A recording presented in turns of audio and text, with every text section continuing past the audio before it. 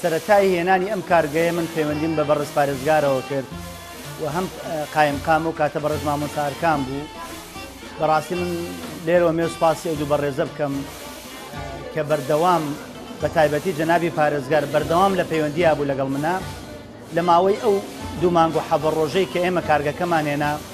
باوەڕ بکە من لە وڵاتی ئێرانم زیاتر لە 20 جار تەلەفۆنی بۆ من کردووە کەی ئەم بیرۆکەی ئەم کارگەیە ئەگات، چونکە کە پێشتر هاتین سەردانمان کرد و بیرۆکەی کارگەکەمان بۆ باس کرد بە شتێکی نمونەیی زانی، چونکە ئەم کارگەی ئێستا هەم لەسەر ئاستی عێراق هەم لەسەر ئاستی کوردستان یەکەم کارگەی درومان و چنینە. تا ئێستا لەو جۆرە کارگەی نییە کە مەچینەیەک بێت بەبێ کارەباییشکە.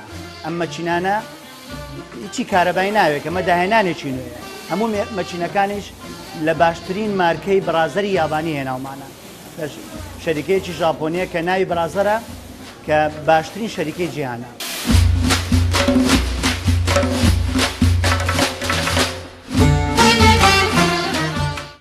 تا ئەم دەقێ 240 فێرخواست فۆرمی پڕکردوەوە، فۆرمێکی تایبەت بە کارگەمان دروست کردو، بەڵام زیاتر هەبوو، بەڵام لە 740 ڕامان گرتووە باقیاتی بەناونووسینە. ئەم 740 فۆرمە دابەشمان کردو بە 13 خول، هەر خولەی 6 کەس بەشداریەکان. ئێمە بە 4 شەفت کارەکانمان بەڕێوە بین، 8 بۆ 10 بۆ 12 2 بۆ 4 4 بۆ 6. لەبەرچی ئەگەر ئەم 6 کەسەی کە ڕۆژانە پەروەردەیەکەین کە ئێستای بینی هەمووی کارەکە هیچ تێ ناگەی، هیچ بەرهەمێکمان دوایی بەڕاستی سوودی نابێت لەو فێرخوازی فێریەکەی. بۆ یەکردمان بە 15 بۆ ئەوەی بتوانن هەردوو ڕاهێنەرەکە بە شێوازێکی زۆر باش ئەم خوێندکارانە پەروەردە بکەن بۆی بتوانن لە ئایندەدا لە ماوەی ئەو دوو مانگایە هەموو جۆرەکانی جلوبەرگ کە لە بازار کوالیتی خواستی لەسرە بەو شێوازە بتوانن فێریان بکەین و بیدورن.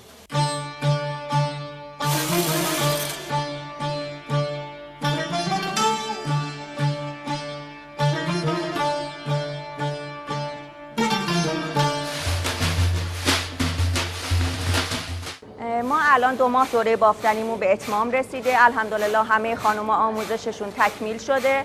ما سعی میکنیم یه شیفت خیاطی بافتنیمون رو از صبح تا ظهر داشته باشیم، شیفت بعد از ظهر خیاطی رو بذاریم، چون فصل داره رو به گرما میره. ما هم بر طبق فصل باید لباس هامون رو تغییر بدیم. الحمدلله بانوان حلبچه خیلی خوب بودن. ما در عرض این 2 ماه دوره رو به خوبی تموم کردیم. همه اینا الان میتونن بدون حضور من تمام اونایی که توی ژورنال هست رو ببافن.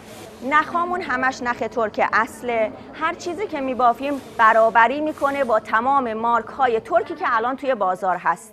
نمیگم چینی، نمیگم مارک های دیگه، تمام مارک های ترکی که همه قبول دارن برابری میکنه با تمام مارک های ترکی که توی بازار هست.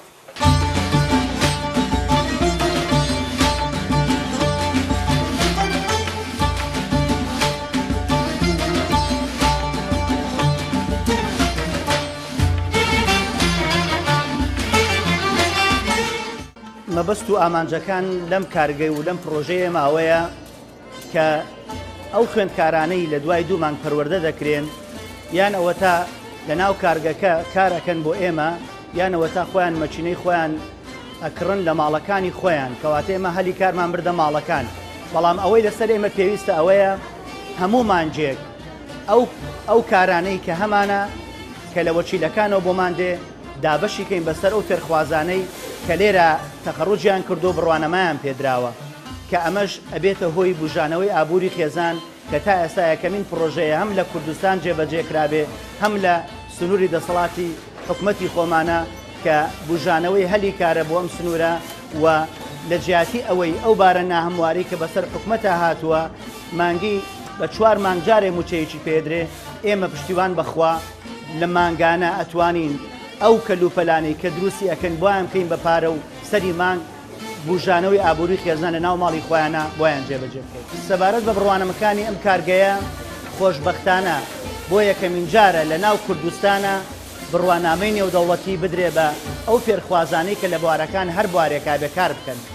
بۆیە ئێمە لە هەفتەی ڕابردوودا سەردانی وستانداری سنەمان کرد کە بەڕێوەبەرایەتی حرفی و فەنەیی هەیە لە شاری سنە کە بەڕێز ئاغای ئەحمەدی سەرۆکی ئەو دایرەیە داوامان لێکردن کە ئەو بڕوانامەی کە ئەوان ئەی بەخشن لە وڵاتی ئێران کە بۆ 12 وڵات دەخوا کە زۆربەی زۆری کارگەکان لەم شێوازە لە وڵاتی ئێرانە سێ کارگەی ترمان لەم جۆرە هەیە ئەو بووبەڵێنی پێداین کە لیژنەیە لە پسپۆڕانی خۆیان دروست بکە بۆ ئەوی بێنە کوردستان بێنە شاری هەڵەبجە ئەو خانمە ئازیزانەی کە لە شاری هەڵەبجە لەم کارگەیە بڕوانەمان پێ ئەدرێ و تەخەڕوجەکەن هەفتەی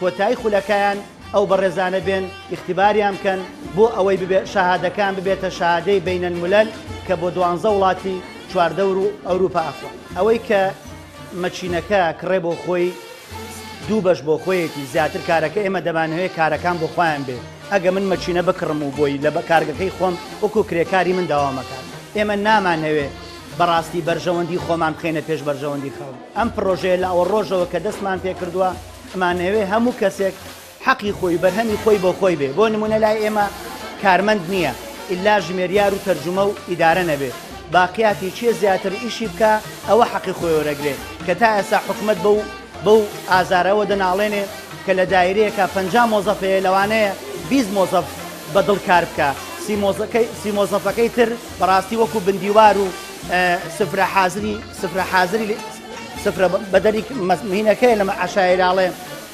ئەمانە سفرە حازر نازام چێکیان پێڵن هەمیشە پارویان بۆ ئامادەکراوە ڕەنجی ئەم و ئەو ئەخۆن بەڵام ئێمە وامان لەو خوێندکارانە کردووە کە ڕەنجی خۆیان بۆ خۆیان بێ پرۆژەیەکمان هێناوە چێ زیاتر کار بکە ئەوە بەرهەمی خۆیەخوا نەک من کەمتر کار بکەم و بێم بەرهەمی جەنابت خۆم بەڕاستی دڵخۆشم بەوەی کە ژنانی ئەم سنوورە لە سەرەتای دەستپێکردنی کارەکانیانەوە زۆر گەشت بین بووی پێیان چونکە زۆربەی زۆری خانمانی ئەم سنوورە دەزڕەنجێنن و دڵخۆشم بەوەی کە ئێمە ئەتوانین چونکە زیاتر لە چەندین وەچی پەیوەندیان پێوە کردوین ئینشاءڵڵا پشتیوان بەخوای گەورە نایەڵین هیچ لەو خانمە ئازیزانەی کە لێرە تەخەڕوجەکەن بێکار بن بەڵام لێرەوە داوا لە حکومەتی هەرێمەکەم داوا لە پارێزگارەکەم کە بە زووترین کات زەویەکەمان بۆ دابین کە بۆ ئەوی بیناکە دروست بکەین چونکە ئەم بینای کرێیە ناتوانین ئەو بەڵێنەی داوامانە جێبەجێ بکەین چکە ئێمە لێرە ئەتوانین زیاتر لە 25 کارمەند بۆ 6 کارمەند جێگەی بکەینەوە ئەی باشە من 740 ژنی ئەم سنوورە خۆی نووسیوە لە بەرامبەر 680 وعد بەدرۆ دەرەچم بۆیە داواکارم لە ماوەیەکی کەمدا ئەو بینایەمان بۆ دروست بکرێ بۆ ئەوەی ئەو بەڵێنە یاومانە ئێمە لەسەر بەڵێنی خۆمانین نایەڵین هیچ کەس لەو ژنە ئازیزانی لێرە بڕوانامە وەرەگرن بێکار بن چونکە چەندین وەکیل هاتووە لێرە عەقدمان لەگەڵا کردوون بۆی ئەو ئازیزانە بێکار نەبن.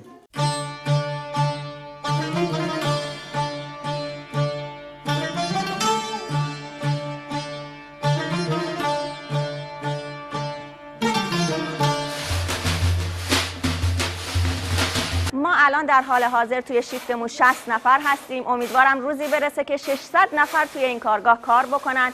برای همه این 60 نفری که اینجا آموزش دیدن میتونیم کار بدیم، چه بخوان توی کارگاه ما کار بکنن چه بخوان توی منزلشون کار بکنن. ببینید بعد از 2 ماه آموزش خیلی خوب بودن ولی من امیدوارم ماه‌های آینده خیلی خیلی بهتر از این باشن. این ترسی که الان تو وجودشون هست بعد از 1-2 هفته دیگه تمام میشه. اینا همشون استاد شدن. ببینید الان جامون واقعا کوچیکه. من الان برای 60 نفر واقعا شرمندم چون جا خیلی کوچیکه. امیدوارم که جامون بزرگ بشه، ما بتونیم بر حسب آموزشی که به خانم ها دادیم، اگر انشالله میگم 600 نفرم شد جا داشته باشیم، برای همشون کار داریم. چرا درخواست بازار خیلی زیاده. امیدوارم که روزی بشه بتونیم همه رو توی کارگاه خودمون ساکن بکنیم، همشون برای ما بر طبق فصل کاریمون کار بکنن. 100% یعنی خدای بزرگ انشالله کمکمون میکنه، 100% پیروز میشیم. امیدوارم مثل من دلخوش به کارشون باشن، خیلی دوست دارن کارشون رو، خیلی دوست دارن و خیلی دلخوشن، خیلی هم هنرمندن. تا الان که خیلی با من خوب کار کردن. نه ببینید سختی کار نیست، فقط اینه که دقت بکنن. اگر دقت بکنن 3-4 تا دکمه است این دستگاه، غیر از اون چیزی نیست. همه چیز رو خود دستگاه انجام میده. چون با برق کار نمیکنه، فقط خانم‌ها باید با نیروی دستی خودشون کار بکنن وگرنه کار سختی نیست. ببینید الان تقاضای بازار عراق از ما تو همین فصل کاریمون هست. یعنی این نیست که من بگم انحصاراً برای حلبچه هستیم، نه. خود بازار سلیمانیه، خود بازار هولر از ما تقاضای بافت کردن، از ما تقاضای پوشاک تابستانه کردن. امیدوارم آخر امسال نه تنها عراق بلکه کشورهای همسایه هم بتونه از پوشاکی که این خانوما میبافن استفاده بکنه.